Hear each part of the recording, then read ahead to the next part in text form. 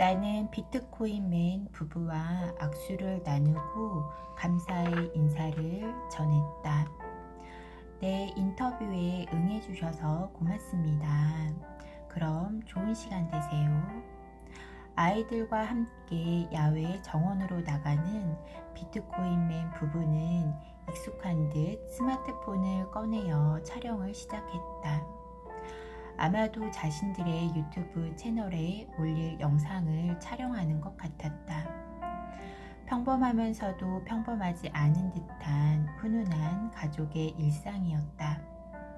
하지만 비트코인맨과의 인터뷰를 통해 나는 더 혼란스러워졌다.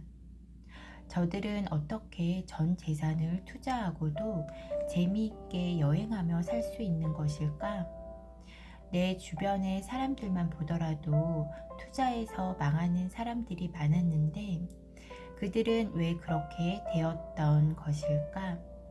방으로 돌아온 나는 이런 복잡한 심경을 그대로 질문 카드에 적었다. 주위를 보면 요즘 많은 사람들이 암호화폐에 관심이 있습니다. 오늘은 전 재산을 비트코인에 투자했다는 비트코인맨의 가족을 만났습니다. 그는 10배의 수익을 유지하고 있고 그 돈으로 기부도 하고 있다고 합니다. 그리고 그는 비트코인의 상용화를 위해 노력하고 있다고 했습니다. 또한 그는 앞으로 비트코인의 가치가 더욱 올라 100배, 1000배 상승을 할 것이라고 하더군요. 그런데 저는 주변에서 비트코인에 투자했다가 손해를 본 사람들도 많이 보았습니다. 왜 똑같이 비트코인에 투자했는데 누구는 돈을 잃고 누구는 몇 배로 이익을 보게 되는 것일까요?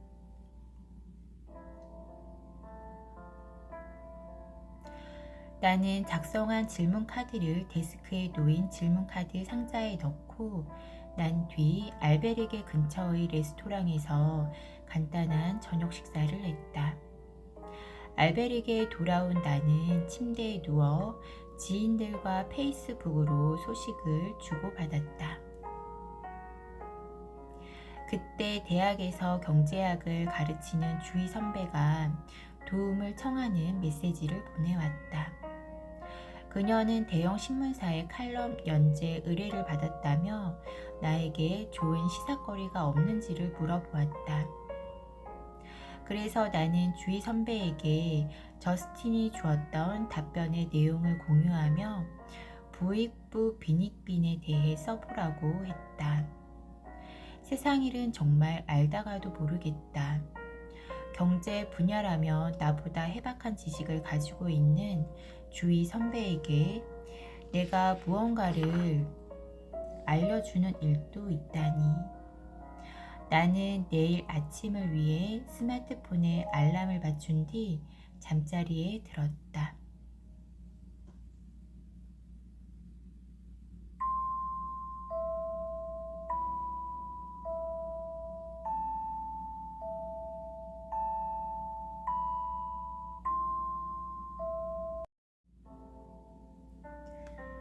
아홉 번째 질문, 알베르게서의 아침이 밝았다. 나는 눈을 뜨자마자 데스크로 갔다. 이번에는 또 어떤 답을 받을지 무척 궁금했다. 데스크로 내려가자 주인이 내 이름을 기억하고 있었는지 답변 봉투를 바로 전해주었다. 나는 주인에게 고맙다고 인사한 뒤 답변 봉투를 받아 얼른 방으로 올라갔다. 봉투를 열자 달콤한 과일 향이 났다. 아홉 번째 질문, 알베르게는 과자집 같은 특이한 외관처럼 답변지도 이전 질문 알베르게와는 달랐다.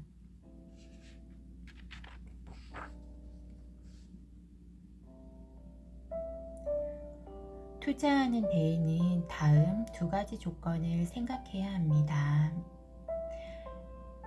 첫 번째, 투자의 명분이 무엇인가? 두 번째, 투자하고 난 다음 얻은 수익으로 무엇을 할 것인가? 위의 두 가지 조건을 모두 충족한다면 투자에 성공할 것이고, 그렇지 않다면 실패의 고배를 마시게 될 것입니다. 먼저 첫 번째 조건부터 살펴보겠습니다. 주변에서 비트코인에 투자했다가 손해를 본 사람들을 잘 생각해 보십시오. 그들이 투자를 했습니까? 투기를 했습니까? 그들은 투자라고 말하지만 투기했기 때문에 돈을 잃고 손해를 본 것입니다. 투자를 했다면 당신이 말한 것처럼 손해를 보지 않았을 것입니다. 투자와 투기는 완전히 다릅니다. 우리가 돈을 가지고 무언가를 할 때 확실한 명분과 목적을 가지고 한다면 그것은 투자이지만, 단순히 돈을 더 많이 벌기 위해서나 요행을 바라고 한다면 그것은 투기입니다.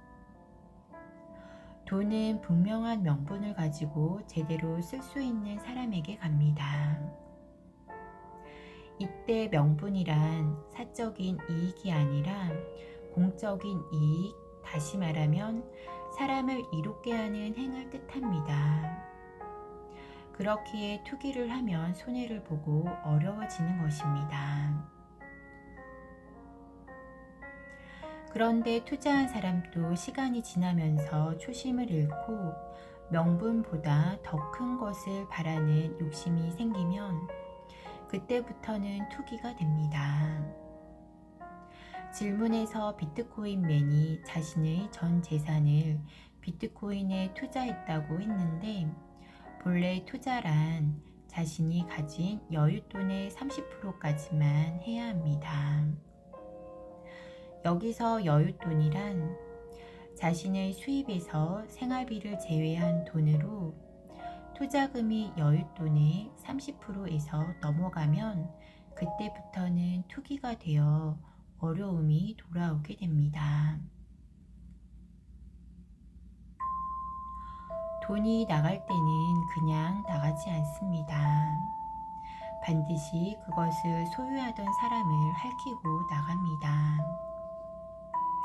요즘 적지 않은 사람들이 투자하기 위해 은행에서 대출을 받기도 합니다. 그런 방법은 잘못된 것입니다.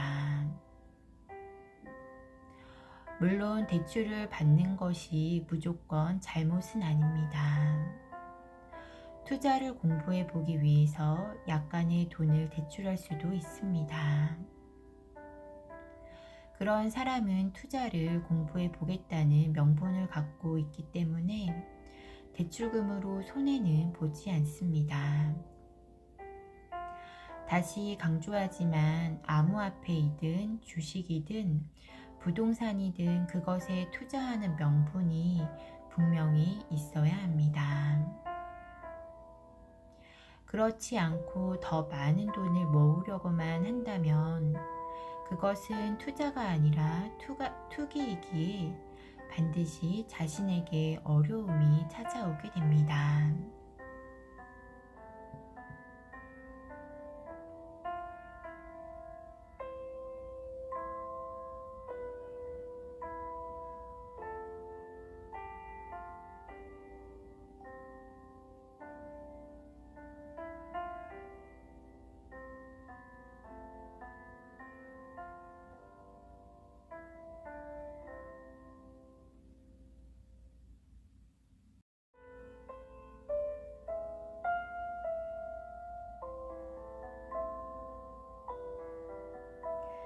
이번에는 두 번째 조건을 살펴보겠습니다.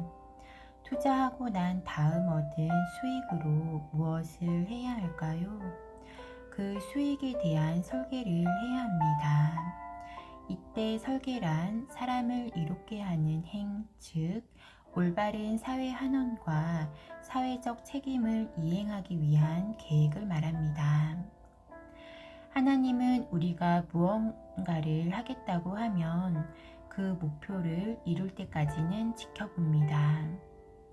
그런데 목표를 이룬 후 그 수익을 사회의 발전을 도모하면서 가치 있게 쓰지 못하고 사적으로 쓰거나 한 곳에 묶어 놓으면 하나님의 회수가 시작이 됩니다. 돈은 많은 사람들의 피와 땀이 모인 에너지로 돌고 돌아 사회의 순환이 돼야 되기 때문입니다. 그러면 마지막으로 당신이 말한 비트코인 맨에 대해서 살펴보겠습니다. 당신은 비트코인 맨이 10배의 수익을 유지하고 기부하고 있다고 했습니다. 그런데 과연 그의 부가 10년, 20년이 지나도 계속 유지가 될까요?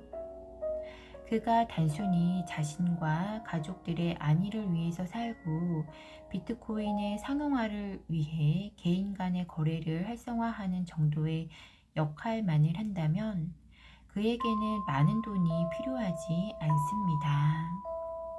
그러면 그가 사용하지 않는 나머지 비트코인은 쓰임 없이 한 곳에 묶여 있는 것이 됩니다. 앞서 말했듯이 돈은 사람들의 피와 땀이 어린 희생으로 만들어진 에너지입니다. 이 에너지는 반드시 순환이 돼야 합니다. 그래서 하나님은 이런 에너지가 암호화폐의 형태이든 실물 화폐의 형태이든 한 곳에 묶여 있게 두지 않습니다. 그렇기에 어떤 방식이든 비트코인맨에게 필요한 돈을 제외한 나머지 돈은 하나님이 회수해 갑니다. 하지만 그가 사회를 위한 이로운 행을 한다면 그는 지금의 수익을 유지할 뿐만 아니라 더 크게 이로운 행을 할 수 있도록 그에 맞는 더 큰 수익이 주어지게 됩니다. 비트코인 매니 프로젝트는 여전히 진행 중입니다. 그렇기에 앞으로의 행보를 지켜보아야 합니다. 그가 초심을 잃지 않고 공익을 위해 산다면 그는 진정으로 성공한 사람이 될 것이고, 그렇지 않다면 어려워지게 될 것입니다. 요행을 바라지 마십시오. 명분 없이 돈만 벌려고 욕심내는 자는 하늘이 절대 돕지 않습니다.